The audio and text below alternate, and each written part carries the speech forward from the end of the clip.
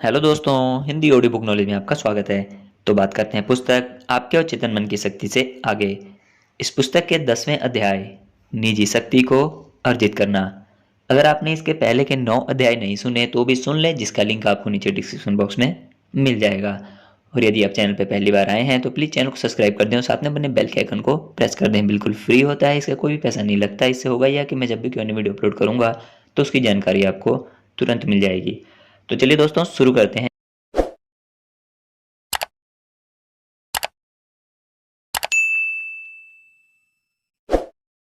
अध्याय 10वां, निजी शक्ति को अर्जित करना। ली पुलोस पीएचडी डॉट एबीपीपी।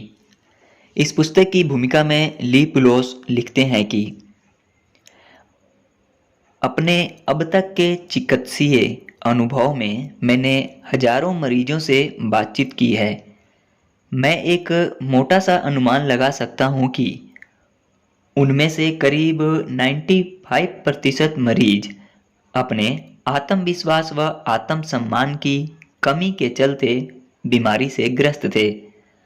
उनमें किसी तरह का अपराध बोध, योग्य या अयोग्य होने का भाव पनप रहा था, जो प्रेम, सफलता, स्वास्थ्य और समृद्धि को प्राप्त करने की और उनकी योग्यता को प्रभावित कर रहा था।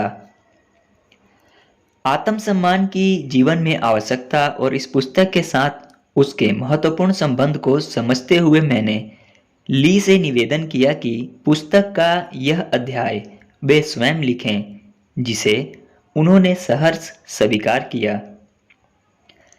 वे लिखते हैं, आत्मसम्मान मन और आत्मा के लिए प्रतिरोधी तंत्र के समान काम करता है। आत्मसम्मान हमारा वह अनुभव है जिसके चलते हम स्वयं को दुनिया की चुनौतियों से मुकाबला करने के काबिल पाते हैं, स्वयं को योग्य समझते हैं और खुशी का अनुभव करते हैं, साथ ही स्वयं को इसका अधिकारी भी मानते हैं। जिन लोगों में आत्मसम्मान की भावना अधिक होती है, वे इस बात को समझते हैं कि वे अपने जीवन का काम कर रहे हैं। वास्तविक आत्मसम्मान वह होता है जब लोग उसे तब भी धारण करते हैं जब उनके जीवन में कुछ सही नहीं हो रहा होता है। स्व सम्मान का संबंध एक व्यक्ति के रूप में हमारे मूल्यों से है, यानी आंतरिक निश्चितता, आनंद का अनुभव, जीवन में सफलता की आशा, स्वयं को दूसरों को आकर्षित करने योग्य समझना और अपने जीवन में प्रेम को प्रवेश करने की अनुमति देना। ऐसे लोग जिनमें आत्मविश्वास कम होता है, वे प्रेम पाने से ज़्यादा प्रेम देने में विश्वास रखते हैं। उनके लिए प्रेम देना आसान होता है। यदि आपका प्रतिरोधी तंत्र मजबूत है, तो क्या इसका अर्थ यह है कि आप कभी भी बीमार नहीं पड़ेंगे? नहीं, बिल्कुल नहीं। इसका अर्थ यह नहीं है, मगर आपके बीमार पड़ने की संभावनाएं अन्य व्यक्तियों की तुलना में कम हो जाएंगी और बीमारी की चपेट से बाहर आना आपके लिए आसान होगा। इसी तरह से आत्मविश्वास के बढ़े चढ़े होने का यह अर्थ हरगिज नहीं है कि आप कभी दुखी, निराश या अतिरेकी नहीं होंगे। इसका अर्थ यह है कि आप में औरों के मुकाबले मानसिक आघातों को सहने की शक्ति अधिक है और यही आत्मविश्वास से भरपूर रहने का लाभ है। यदि आपके सामने कोई लक्ष्य है तो आप दृढ़ निश्चय के साथ उस लक्ष्य को प्राप्त करने में जुटे रहेंगे। ऐसा नहीं है कि आप असफल नहीं होंगे, मगर सतत प्रयास में जुटे रहेंगे और आपकी सफलता का प्रतिशत असफलता से अधिक रहेगा। मैं एक संगोष्ठी को संबोधित कर रहा था। वहां एक प्रबंधक ने सारे समूह को बताया, मैंने 5 बार असफलता का मुंह देखा, मगर छठी बार सफलता प्राप्त कर ही ली। किसी कंपनी के प्रमुख कार्यकारी अधिकारी सफलता के शिखर पर पहुंचने से पहले औसतन 3.2 बार 3 से 2 बार असफल हो चुके होते हैं। आत्मविश्वासहीन व्यक्ति लक्ष्य की प्राप्ति हेतु प्रयास तो करेगा, मगर उसके प्रयासों में वह विश्वास और दृढ़ता नहीं होगी, अतः असफलता की संभावना अधिक होगी। हमारा आत्मविश्वास हमारे भीतर एक खास तरह की अपेक्षाओं, प्रत्याशाओं और संभावनाओं को जन्म देता है, जो हमारे द्वारा पूरी की जाने वाली भविष्यवाणियां बन जाती हैं। यूं तो हमारा आत्मविश्वास जीवन के हर क्षेत्र में झलकता है, मगर रिश्तों और प्रेम के क्षेत्र में यह अधिक तीव्रता से दिखाई देता है। यदि कोई व्यक्ति आत्मविश्वास की कमी के चलते स्वयं को प्रेम करने लायक नहीं समझता है, तो वह इस बात पर विश्वास ही नहीं कर सकेगा कि कोई अन्य व्यक्ति उसे प्रेम करता है, और इसके कारण वह रिश्तों में दरार लाने या उन्हें खत्म करने का हर संभव प्रयास करता रहेगा। क्या आपने कभी ऐसा अनुभव किया है कि किसी व्यक्ति को जो स्वयं को प्रेम करने लायक नहीं समझता हो, उसे प्रेम का विश्वास दिलाना बहुत कठिन हुआ हो? आप उसे अपने प्रेम का विश्वास दिलाने के लिए कुछ नहीं कर सकते। जीवन के विभिन्न क्षेत्रों में हमारे आत्मविश्वास का स्तर अलग-अलग हो सकता है, और उसी के अनुसार उस क्षेत्र में हमारा प्रभाव, प्रदर्शन का स्तर और सफलता तय होती है। उदाहरण के लिए, यदि एक मैनेजर के रूप में संवाद करते समय आपका आत्मविश्वास बहुत बढ़ा चढ़ा होगा, तो आपका प्रदर्शन और प्रभावशीलता इसी के अनुसार तय होगा। मशीनों के साथ काम करते समय या उपकरणों का रखरखाव करते समय आपका आत्मविश्वास कम रह सकता है, और आपके मित्र आपको प्यार से उस क्षेत्र में अनाड़ी की उपाधि दे सकते हैं। एक पालक या साथी के रूप में आपका आत्मविश्वास मध्यम श्रेणी का हो सकता है, और आपका प्रदर्शन भी उसी के अनुसार होगा। यदि आप अपने जीवन के सभी क्षेत्रों को लेकर उनमें अपने प्रदर्शन के उच्च और निम्न स्तर को ग्राफ के रूप में अंकित करें, तो आप इसे एक वर्गाकार आकृति के समान देखेंगे। मनोवैज्ञानिक इसे एक औसत स्तर के आत्मविश्वास अर्थात जी फैक्टर का नाम देंगे।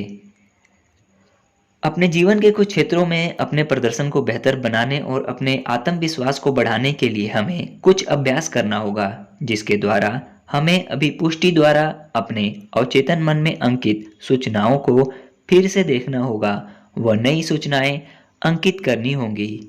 इस तरह हमारा आत्मविश्वास हमारे मन में अपने लिए बनाया गया स्थान है। हमारी स्व अवधारणा आत्मविश्वास से अधिक बृहद होती है। यह वास्तव में एक छाते की तरह होती है, जिसमें हमारे विश्वास, धारणाएं और हमारी शारीरिक छवि सम्मिलित रहती है, जो कि हमारी स्व अवधारणा का महत्वपूर्ण हिस्सा होती है। इसमें हमारी जिम्मेदारियां, संपत्ति, सीमाएं और क्षमताएं निहित रहती है।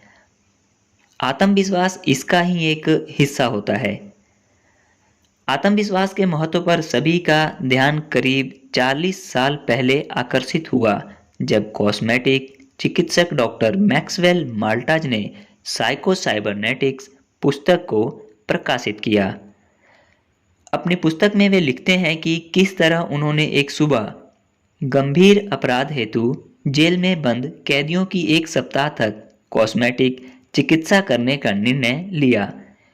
2 साल बाद जेलर ने डॉक्टर माल्टाज को अपने दफ्तर में बुलाया और बताया कि ऐसे कैदी जिनके चेहरे किन्हीं आघातों में बिगड़ गए थे और उनकी कॉस्मेटिक चिकित्सा करने के बाद कैदियों द्वारा आत्महत्या करने के मामलों में कमी आई है। चिकित्सा से लौटने के बाद कैदी शांति से अपनी सजा समाप्ति की राह देखते हैं। डॉक्टर माल्टाज को इस बात का एहसास हुआ कि उनकी शारीरिक छवि सुधारने से उनका आत्मविश्वास बढ़ गया। यह मैंने पहले भी बताया है। स्वतः की छवि सुधरने से कैदी स्वयं के बारे में अपनी राय बदल पाए। वह आत्मविश्वास का वर्णन करते हुए इसे 20वीं सदी की सबसे महत्वपूर्ण खोज कहते हैं। जो भी हो सकता है यह बात हर एक मामले में सही नहीं हो। डॉक्टर माल्ट आगे दो महिलाओं के बारे में लिखते हैं जिनके चेहरों की शल्य चिकित्सा की गई थी। जब चेहरों से पट्टियां हटाई गईं और उन्होंने अपना चेहरा दर्पण में देखा तो वे अवसाद से भर उठी और कहने लगी, मुझे स्वयं में कोई अंतर दिखाई नहीं दे रहा है। मैं अभी भी अपने बारे में पहले जैसा ही महसूस कर रही हूँ। इस घटना के बाद डॉक्टर माल्टाज को एहसास हुआ कि लोगों के मन में स्वयं की छवि बाहरी सुंदरता पर निर्भर नहीं होती, वरन यह उनके मन में बनी आंतरिक छवि होती है। इन पंक्तियों से मुझे एलिजाबेथ टेलर का एक साक्षात्कार याद आ रहा है जिसमें वे अपने बारे में बहुत स्पष्ट राय रखते हुए खुद को एक स्थूल, नाटी और भयानक दिखने वाली महिला कह रही थी। वह कह रही थी, मैं अपनी नाक को पसंद नहीं करती, मेरी आंखें बहुत दूर दूर हैं, मुझे अपने चेहरे का आकार भी पसंद नहीं है, काश मैं अपना स्वरूप बदल सकती। यह दुनिया की सबसे खूबसूरत माने जाने वाली महिलाओं में से एक का बयान है। कोई आश्चर्य नहीं है यदि उसके व्यवहार में वे सारी बातें दिखाई दे जो उसे हानि पहुंचाएं, जैसे नशे की वस्तुएं, शराबखोरी, कई दुर्घटनाएं और कई शल्य चिकित्साएं, 8 शादियां और इसी तरह की बहुत सारी घटनाएं। आत्मविश्वास अंतर्मन का ही कार्य है। अब मैं आत्मविश्वास कम होने या आत्मविश्वासहीनता के कुछ लक्षणों को विस्तार से बताना चाहूँगा। जब हम इन लक्षणों को जान लेंगे तो स्वयं में क्या बदलाव लाया जाना है इसके प्रति जागरूक हो सकेंगे। हम में से सभी में ऐसे कुछ लक्षण होते हैं जिनके साथ हम जीवन के जहाज को खेते चलते हैं। यहाँ यह अवसर है कि उन लक्षणों को पहचाना जाए और उन्हें बदलने की पहल की जाए। पहला लक्षण है स्वयं को हालात का शिकार समझना। ऐसे लोगों का स्वयं पर बिल्कुल विश्वास नहीं होता। वे अपने लिए बहुत दुखी होते हैं और उन्हें हमेशा ऐसा लगता है कि जीवन के हर पड़ाव पर उन्होंने गलतियां ही की है। उन्हें हमेशा ऐसा लगता है कि उनकी कोई प्रशंसा नहीं करता, उन्हें कोई समझता ही नहीं है या उनके साथ हमेशा अन्याय हुआ है। वे स्वयं को किसी बात के लिए जिम्मेदार मानना नहीं चाहते। वे यह चाहेंगे कि आप उनके लिए हर काम करें। ऐसे लोग हमेशा अपराध बोध से भरे रहते हैं और उससे बाहर निकालने के लिए किसी न किसी का सहारा तलाशते हैं और इसके लिए वे हर तरह की तिकड़म भिड़ा सकते हैं।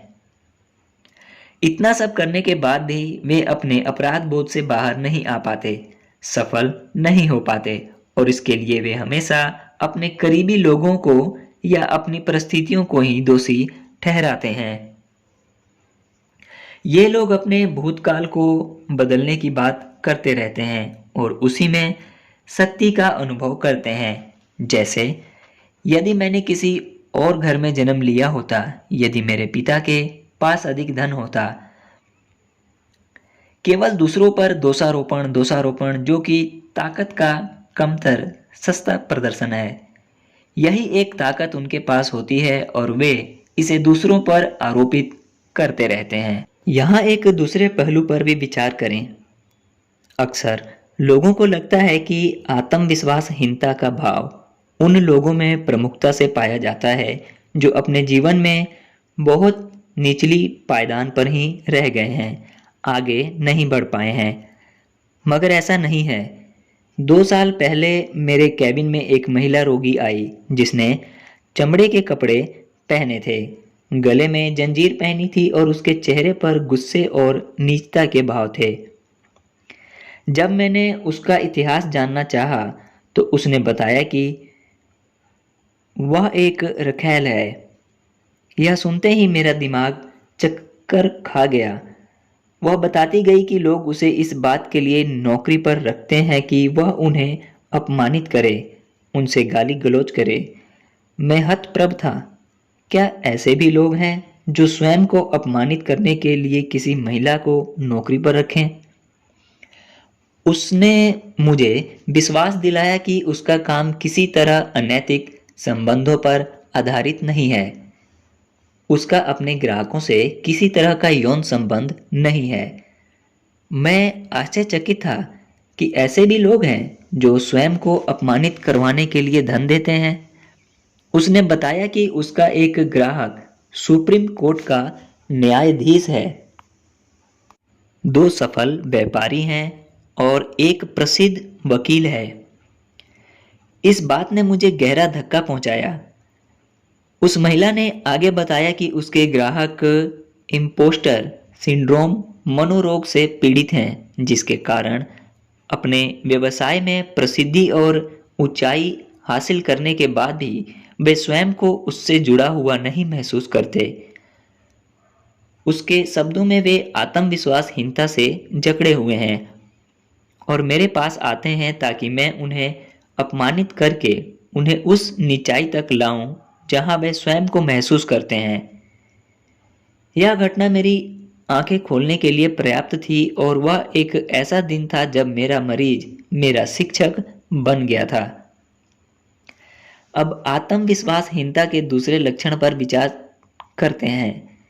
इसमें व्यक्ति स्वयं को शहीद बनाने पर तुल जाता है।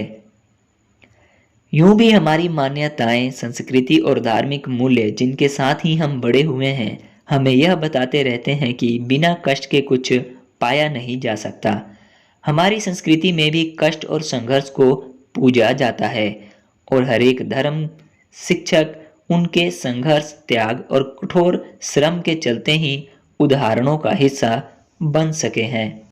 यह धारणा इस तरह से हमारे चेतन मन का हिस्सा बन चुकी है कि कुछ लोग बिना कष्ट पाए, बिना संघर्ष किए या असफलता का स्वाद लिए बिना सफल होने को ठीक नहीं समझते। मगर हमें इन विशेषताओं को अधिक स्पष्टता से देखना होगा, जिससे हम उन्हें पहचान सकें और यदि वे हम पर भी लागू होती हैं तो उन्हें निकाल बाहर करने का प्रयास कर सकें। शहीद भावना का पहला लक्षण है स्वयं को नाचीज समझना या ऐसा समझना कि आपकी भरपूर मेहनत के बाद भी लोग आपकी प्रशंसा नहीं करते। जैसे, मैंने जितने कष्ट झेले हैं किसी और ने क्या झेले होंगे, कोई भी मुझसा कठोर श्रम नहीं करता।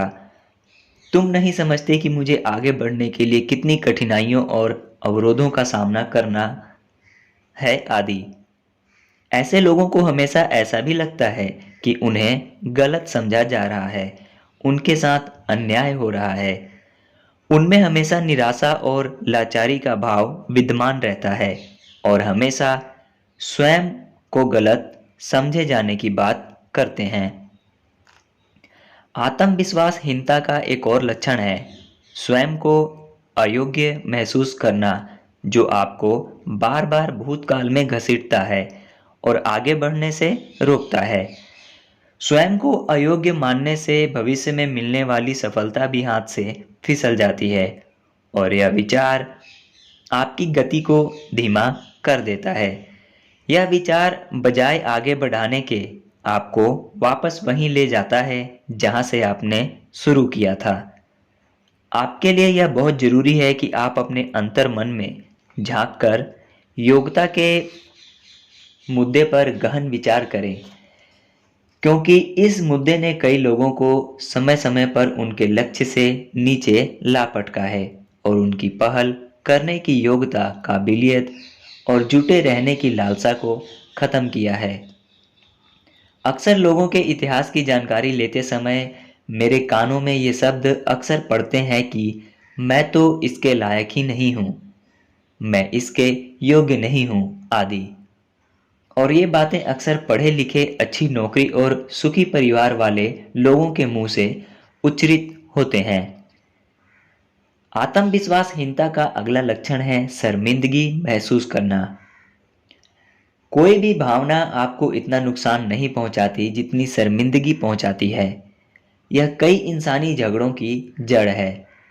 जिन लोगों का दूसरों के द्वारा अवमानना, उपहास, तिरस्कार, विश्वासघात या परित्याग किया जाता है, या जिन्हें बचपन में कड़ी सजा दी जाती रही हो, वे लोग सतत अपमानित सा महसूस करते रहते हैं और हीनता बोध से भर जाते हैं। ऐसा उन बच्चों और वयस्कों के साथ भी होता है जिनकी कभी भी तारीफ नहीं की जाती या उन्हें समानुभूति नहीं मिलती। वे हमेशा अपने जीवन के लिए ही अपराधी महसूस करते हैं और क्षमा मांगते रहते हैं। इस शर्मिंदगी की गहराई को महसूस करके ही यह जाना जा सकता है कि यह समस्या किसी व्यावसायिक चिकित्सक के पास जाने से सुलझेगी या किसी अन्य उपाय से। अपने आप पर विश्वास न होने और शंकाग्रस्त रहने के कारण लोग अस्थिर प्रवृत्ति के हो जाते हैं और सतत अपने आप के लिए, अपने अस्तित्व के लिए या अपनी राय के लिए क्षमा की गुजारिश करते रहते हैं और किसी भी तरह की अस्वीकृति या तिरस्कार से बचने के लिए किसी भी हद तक झुकने के लिए तैयार रहते हैं। इसी तरह जो लोग स्वयं को कमतर मानते हैं, वे बदलाव से डरते हैं। उनका सुविधा क्षेत्र छोटा सा होता है और वे शायद ही कभी उस क्षेत्र से बाहर निकलकर किसी ऐसे व्यक्ति से बहस करना चाहते हैं या उसे चुनौती देना चाहते हैं जिसके विचार उनसे ना मिलते हों। प्रकृति का नियम है कि एक से स्वभाव एक दूसरे को आकर्षित करते हैं। इसी तरह से आत्मविश्वासहीन लोगों के आसपास उन्हीं की तरह के लोग जमा हो जाते हैं। आपको शायद ही ऐसा देखने को मिलेगा कि आपको शायद ही ऐसा देखने को मिलेगा कि किसी आत्मविश्वासी व्यक्ति ने आत्मविश्वासहीन व्यक्ति को भागीदार या जीवन साथी बनाया हो। रिश्ते कई बार इसी वजह से टूटते हैं कि दोनों में से एक साथी आगे बढ़ने और अधिक पाने का निश्चय करता है, जिसके लिए वह पुस्तकें पढ़ता है, किसी पाठ्यक्रम में दाखिला लेता है या संगोष्ठी में हिस्सा लेता है। जैसे ही दोनों एक दूसरे के साथ अधिक समय बिताते हैं और एक दूसरे को जानने लगते हैं, तो उसे पता लगता है कि उसके साथी के साथ उसका रिश्ता अधिक नहीं चल सकेगा, क्योंकि वह जो सुविधा क्षेत्र रूपी अपने खोल से बाहर आना ही नहीं चाहता और वे अलग हो जाते हैं। जैसा कि पहले भी बताया है कि आत्मविश्वासहीन लोग अपने आप को योग्य साबित करने के लिए लोकप्रिय होने का और लोगों की खुशामद करने का प्रयास करते हैं। वे अपनी योग्यता साबित करने के लिए ढेर सारे खिलौने और इसी तरह के भौतिक साधन जुटाने, चिकित्सा द्वारा अपना चेहरा सुंदर बनाने, यौन उत्पीड़न या लड़ाई झगड़े करने जैसे हथकंडे अपनाते हैं। हो सकता है ऐसा करके उन्हें अपनी बाहरी छवि सुधारने और उसके द्वारा अपना आत्मविश्वास बढ़ाने में कुछ मदद मिले, मगर यह अस्थायी होगी। आत्मविश्वास अंदरूनी छवि को बदलने से बढ़ता है, ना कि बाहरी छवि मात्र सुधारने से। मैं विश्वास के साथ कह सकता हूं कि इस दुनिया के हर व्यक्ति के मन में अपने आत्मविश्वास को लेकर कुछ दुविधा, मुद्दे और प्रश्न हमेशा बने रहते हैं। अब तक की अब तक की गई बातों का सार यही है कि आप स्वयं इस बात को जानने का प्रयास करें कि आप अपने भीतर क्या बदलना चाहते हैं, क्या बंद करना चाहते हैं या क्या पढ़ना चाहते हैं, जिससे आपका आत्मविश्वास बढ़े और आप स्वयं को योग्य मान सकें। याद रहे, भले ही हमारी धारणाएं हमारे जीवन की राहों को निर्धारित करती हैं, मगर हमारी धारणाओं से भी अधिक महत्वपूर्ण यह है कि हम क्या चुनते हैं। हम अपने संकरे सुविधा क्षेत्र में रहना पसंद करेंगे या असुविधाओं का सामना करने की तैयारी करके अपने जीवन के प्रक्षेप वक्र को अलग तरीके से बनाएंगे। यह तय है कि आपने इस पुस्तक को पढ़ने या सुनने का निर्णय लेकर यह तय कर लिया है कि जीवन में पुराना कुछ छोड़ना है और कुछ नया शामिल करना है। हमारी कोशिकाओं के 70,000 रिसेप्टर किन्हीं खास आवृत्ति के संकेतों को ग्रहण करने के लिए प्रशिक्षित होते हैं। इसके बारे में संक्षेप में पुनः बताना चाहता हूँ। इनमें से कुछ रिसेप्टर तो बाहरी वातावरण से संकेत ग्रहण करने के अभ्यस्त होते हैं, मगर अधिकांश रिसेप्टर हमारे विश्वास और व्यवहार के अनुनाद और आवृत्ति से उत्पन्न संकेतों को ग्रहण करते हैं। यदि हम संघर्ष और कष्ट द्वारा प्राप्ति जैसे विचारों को छोड़ देंगे तो उनसे संबंधित रिसेप्टर तनाव पैदा करने वाले हार्मोन्स के स्राव को उत्तेजित करना छोड़ देंगे। जैसे ही हम जीवन के प्रति अपना दृष्टिकोण बदलते हैं और यह मानने लगते हैं कि दुनिया अधिक स्नेहशील, क्षमाशील और कम निर्णायक है, तो हमारे रिसेप्टर भी इन नई आवृत्तियों के अनुसार काम करने लगेंगे और ऐसे हार्मोन्स के स्राव को उत्तेजित करेंगे जो हमें अच्छा महसूस कराते हैं, संबल प्रदान करते हैं, हमारी समस्या का निदान करते हैं। इसके परिणाम स्वरूप हमारा आत्मविश्वास आश्चर्यजनक रूप से बढ़ता है और हम अपने जीवन में इच्छित परिवर्तन करने का साहस कर पाते हैं। आइए अब उन लक्षणों के बारे में जानते हैं जो आत्मविश्वासी लोगों में पाए जाते हैं। उनमें थोड़ी बहुत भिन्नता हो सकती है। पहला लक्षण यह है कि आत्मविश्वासी लोग सतत अपने निर्धारित लक्ष्य को प्राप्त करने के लिए किसी न किसी चुनौती का इंतजार करते हैं। चुनौती का सामना करने की इच्छा रखते हैं। सभी मानव जनित गतिविधियों का उद्देश्य किसी लक्ष्य की प्राप्ति ही होता है। जीवन के सभी लक्ष्य हासिल कर लेना संभव नहीं है, मगर अपनी क्षमता का अधिकाधिक उपयोग करके अधिक लक्ष्यों की प्राप्ति को संभव बनाया जा सकता है। लक्ष्य हमारे सपनों की तरह होते हैं, मगर अधिकतर लोग अपने सपनों को स्वयं देखने की बजाय उन्हें किसी और के सपनों में पूरा होते देखने लगते हैं। हमारे सामने दो विकल्प होते हैं। पहला यह कि अपना लक्ष्य निर्धारित करें और उसके अनुसार अपने भविष्य का निर्धारण करें। दूसरा यह कि जीवन की राह में जो कुछ भी सामने आ रहा है उसे स्वीकार करें। दोनों ही क्रमादेशित हैं, दोनों ही काम करते हैं। आत्मविश्वासी लोग अपने लक्ष्य को स्वयं निर्धारित करते हैं और उसे अपना भविष्य बनाने का सपना भी स्वयं देखते हैं। आत्मविश्वासी लोग यह जानते हैं कि भौतिक सुख सुविधाएं जैसे गाड़ी, बंगला आदि सफलता के लक्षण तो हो सकते हैं, मगर यह वास्तविक सफलता नहीं है। वास्तविक सफलता तो आपके स्वयं से, परिवार से और समाज से किए जा रहे व्यवहार में गुथी हुई होती है। स्वयं को योग्य समझने वाले लोग सचेत रहकर जीते हैं और समस्या का समाधान करने की योग्यता रखते हैं। किसी से बात करते समय तथ्यों, सच्चाई, वर्तमान स्थिति आदि का ध्यान रखते हुए बोलने वाले के प्रति सम्मान का भाव रखते हैं। स्वयं के प्रति जागरूकता, ईमानदारी से स्वयं का आकलन करना और बाहरी दुनिया के साथ साथ अपनी भीतरी दुनिया के बारे में जागरूक रहना उनका शौक होता है। किसी तरह का इनकार मिलने पर भी वे नशे या अन्य किसी आदत के गुलाम नहीं बनते। सबसे महत्वपूर्ण बात यह है कि वे स्वयं को और दूसरों को तुरंत क्षमा कर देते हैं। वे अपने अतीत को भूलकर वर्तमान में जीने में विश्वास रखते हैं। वे अतीत के मनमुटाव और शिकायतों को मन में नहीं रखते, ना ही किसी तरह के बदले की आकांक्षा को मन में पालते हैं। सबसे महत्वपूर्ण बात यह है कि वे स्वयं को और दूसरों को तुरंत क्षमा कर देते हैं। वे अपने अतीत को भूलकर वर्तमान में जीने में विश्वास रखते हैं। वे अतीत के मनमुटाव और शिकायतों को मन में नहीं रखते, ना ही किसी तरह के बदले की आकांक्षा को मन में पालते हैं।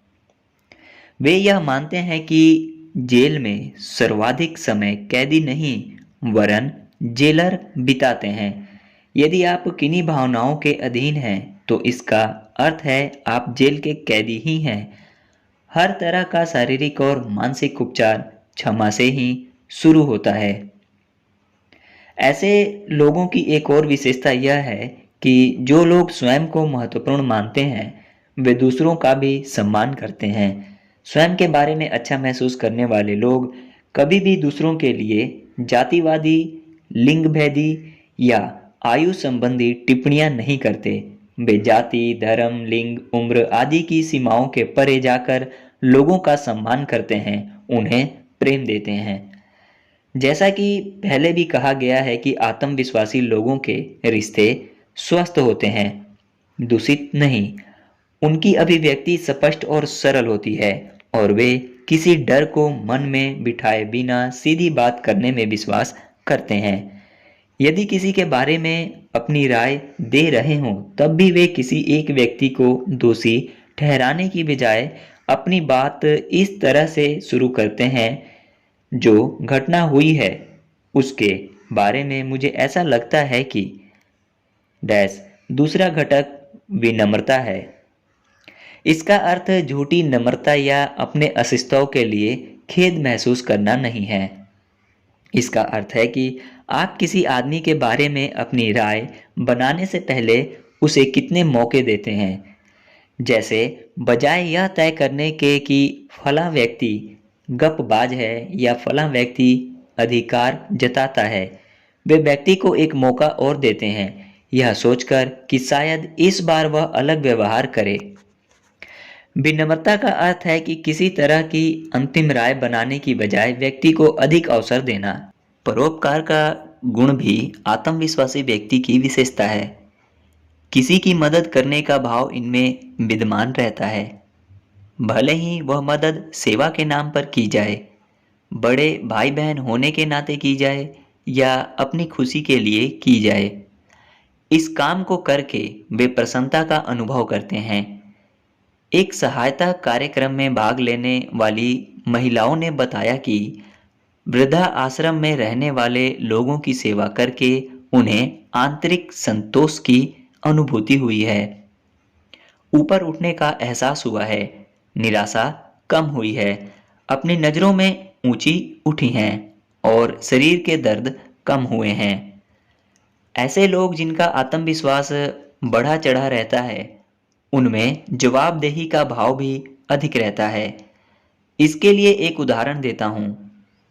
थोड़े समय पहले मेरे मित्र ने मुझे फोन करके कहा कि वह मुझे दोपहर के खाने पर बुलाना चाहता है और मुझसे बात करके यह बताना चाहता है कि जब उसकी पत्नी उसके मित्र के साथ भाग गई तो उसका जीवन किस तरह तहस नहस हो गया। मुझे लगा वह दोषारोपण करके स्वयं को दया का पात्र बनाना चाहता है, मगर उससे मिलकर मेरी विनम्रता पर प्रसन्न खड़े हो गए। अपनी पीड़ा के बावजूद वह बोला, ली, तुम मुझे लंबे समय से जानते हो और तुम मेरे और मेरी पत्नी के साथ कई समारोह में शामिल हुए हो। मुझसे ऐसा मुझसे ऐसे क्या गलती हुई? मैंने ऐसा क्या किया जिससे उसे भागने पर मजबूर होना पड़ा? उसकी तकलीफ को समझकर मेरी आंखें भर आई थी, मगर बजाय पत्नी को दोषी ठहराने के या अपनी शक्ति को स्वयं को बेचारा सिद्ध करने में लगाने के, वह सारे मामले में स्वयं की जवाबदेही तय कर रहा था। दूसरे शब्दों में, वह यह मान रहा था कि उसके जीवन की इस वास्तविकता के लिए वह ही जिम्मेदार है। और जब वह चुप हुआ, तब तक समय के साथ उसने अपने बारे में बहुत कुछ सीख लिया था। आत्मविश्वासी लोग आंतरिक आध्यात्मिक अनुभूति के प्रति भी संवेदनशील होते हैं। वे सभी जीव जंतुओं और मनुष्यों के साथ बंधुत्व का भाव रखते हैं और यह मानते हैं कि कोई सर्वोच्च शक्ति है जो सभी की उत्पत्ति के पीछे है और उस शक्ति के संपर्क से अपनी क्रियात्मकता को बढ़ाया जा सकता है। उनमें धरती और पर्यावरण के प्रति अधिक झुकाव होता है और वे हमेशा यह सोचते हैं कि वे अधिक स्नेहशील, अधिक उदार कैसे बन सकते हैं। यह तय है कि आध्यात्मिकता का अर्थ अलग अलग लोगों के लिए अलग अलग होता है और मुझे विश्वास है आप अपने लिए भी कोई अर्थ निकाल ही लेंगे। आत्मविश्वासी लोग अपनी भव्यता को स्थापित करने के लिए तर्क करते हैं और दूसरों की क्षमताओं को सीमित मानने की बजाय उनमें भी भव्यता को देखते हैं। मगर हम अपने अंतर्मन को सुदृढ़ बनाने के लिए बिना मनोचिकित्सा लिए क्या कर सकते हैं? क्या ऊपर बताई गई विशेषताओं को परिष्कृत और सरल किया जा सकता है? नीचे आत्मविश्वास की 4 सरल विशेषताएं लिखी गई हैं जिन्हें सचेत रहकर प्रबंधित और नियंत्रित किया जा सकता है। यही विशेषताएं मैं अपने रोगियों को बताता हूँ। आत्मविश्वासी व्यक्ति अपनी सीमाएं जानते हैं। वे रेत पर लकीर खींचकर अपनी सीमा निर्धारित कर सकते हैं और जो बात उन्हें ठीक नहीं लगती उसे नहीं कहना जानते हैं। दूसरे शब्दों में वे स्वयं की क्षमताओं, आवश्यकताओं और धारणाओं का आकलन स्वयं ही करते हैं। दूसरों को अपनी क्षमताओं का आकलन करने का अवसर नहीं देते। दूसरी ओर सबसे महत्वपूर्ण बात यह है कि आत्मविश्वासी लोग दूसरों के बारे में किसी तरह के अंतिम निर्णय पर पहुंचने से बचते हैं। सही है, जब आप किसी के बारे में निर्णय ले रहे होते हैं तो आप उनमें उपस्थित अपने व्यक्तित्व के उस हिस्से का निरीक्षण कर रहे होते हैं जो आपको अच्छा नहीं लगता। निर्णय आपके एक हिस्से को अतीत में स्थिर कर देता है और वास्तविकता से दूर धकेलता है। इसीलिए सारे निर्णय अपने बारे में लिए गए निर्णय ही होते हैं। स्वयं से प्रेम करना और दूसरों से प्रेम करना दोनों ही गुण साथ साथ चलते हैं। तीसरी बात जो कि मैं पहले भी कह चुका हूं, दिन भर हमारे दिमाग में स्वसंवाद चलता रहता है जिसकी गति 1 मिनट में 150 से 300 शब्द या एक दिन में 40,000 से 50,000 शब्द होती हैं। चूंकि आपका अवचेतन मन निर्णय नहीं ले सकता, अतः सारे ही विचार उसके द्वारा प्रार्थना के समान ही देखे जाते हैं। तो आप दिन भर कैसी प्रार्थना करना चाहेंगे? आत्मविश्वासी लोग अपने स्वसंवाद का सावधानीपूर्वक निरीक्षण करते हैं और देखते हैं कि वे अपने अवचेतन मन को अच्छे विचारों द्वारा सम्मोहित कर रहे हैं या बुरे विचारों द्वारा। क्या हम अपने अवचेतन मन में फूल वाले पौधों के बीज लगा रहे हैं? और चौथी विशेषता यह है कि आत्मविश्वासी लोग स्वयं को किसी से लेने और किसी को देने दोनों ही बातों के योग्य पाते हैं। आत्मविश्वासहीन व्यक्ति दूसरों को प्रसन्न करने में लगे रहते हैं और अपनी बात या अपनी इच्छा सामने नहीं रखते हैं। उन्हें इनकार का, अस्वीकृति का बड़ा भय होता है। उन्हें किसी से कुछ लेने का केवल एक ही तरीका सूझता है, वह यह कि स्वयं को बीमार दिखाया जाए या किसी दुर्घटना का शिकार हुआ जाए ताकि लोगों की सहानुभूति प्राप्त की जा सके। अच्छी बात यह है कि इन सब बातों पर आसानी से नियंत्रण किया जा सकता है। बस मन के दरवाजे खोलकर दूसरों को और स्वयं को गले से लगाकर और योग्य समझाने का भाव मन में विकसित करने से ही यह संभव हो जाएगा। नकारात्मक और हमारी क्षमता को बांधने वाले विचार हमारे सबसे बड़े शत्रु हैं। वे हमारी इच्छा शक्ति, हमारे मन, हमारे स्व के एहसास और सबसे बड़ी बात यानी हमारे आत्मविश्वास को खत्म करते हैं।